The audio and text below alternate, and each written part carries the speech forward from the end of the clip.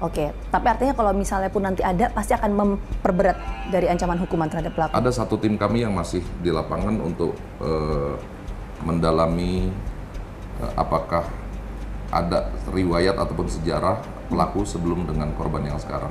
Ini masih terus kita telusuri. Kami belum berhenti sampai di sini dengan menemukan pelaku dengan korban. Kami belum berhenti di sini. Kami harus merangkai.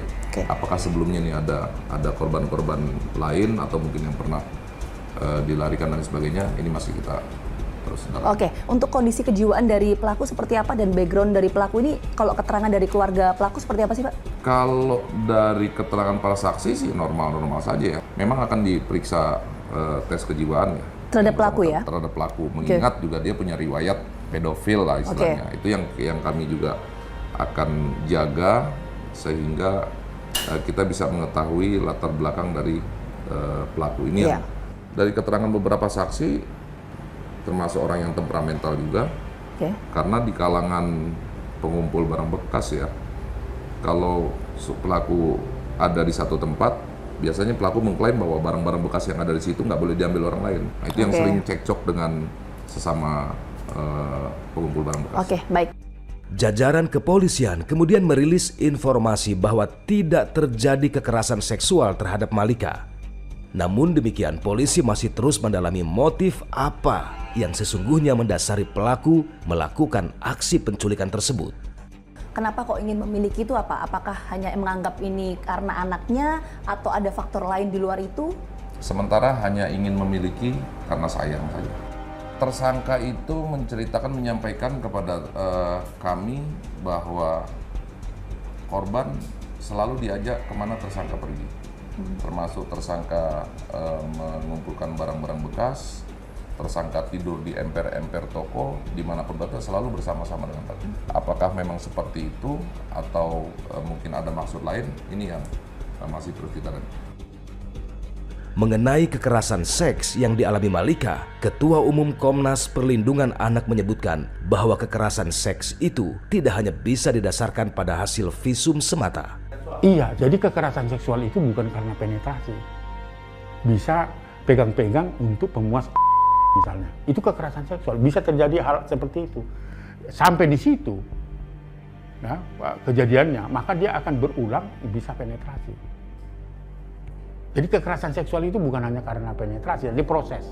Ada pegang-pegang, apa-apa, pemuas, disuruh pegang alat kelamin dari si pelaku, lalu dia melakukan dan sebagainya.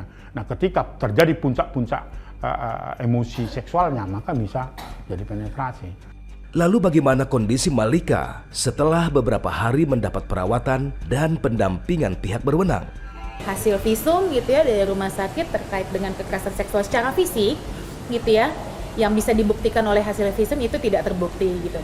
Nah, tapi kita harus melihat lagi bahwa yang disebut dengan kejahatan seksual itu tidak hanya sebatas pada gitu ya adanya tanda-tanda kekerasan fisik terhadap tubuh si anak gitu ya.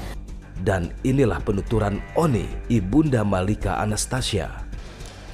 Saya selaku ibu kandung Malika mendengarnya memang senang anak saya bisa pulang dengan selamat dan tersangka sudah mendapatkan hukumannya, ya, itu lebih baik. Sempat saya nanya dari semalam kan dia nggak tidur tuh pas dari penemuan sampai diperiksa oleh tim dokter dari rumah sakit Kapolri.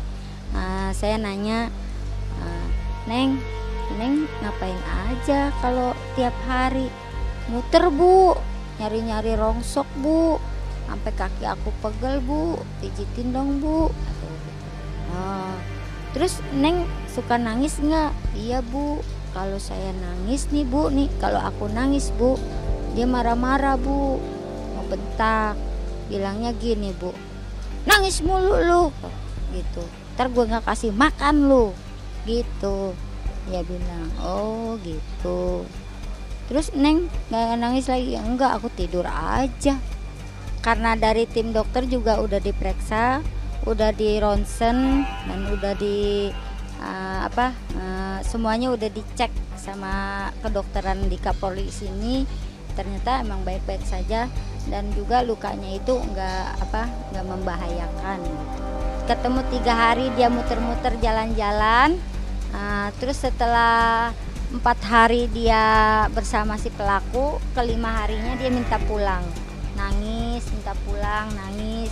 Nah si pelaku itu keregetan, sampai dia sempat mukul pahanya Malika, sampai dia sempat nabok mulutnya Malika, sampai sempat dia bentak-bentak Malika dan marah-marahin Malika. Dia tidur di deket gubuk, kata Malika itu ada rumah tapi kecil. Nah dia tidurnya sendiri, cuman ada guling sama bantal. Nah saya nanya, emang kalau Om Yudi tidurnya di mana? Dia nyari, kadang saya ikut, kadang saya tidur di rumah katanya. Emang rumah siapa? Ya rumah rame-rame, tapi kamarnya kecil.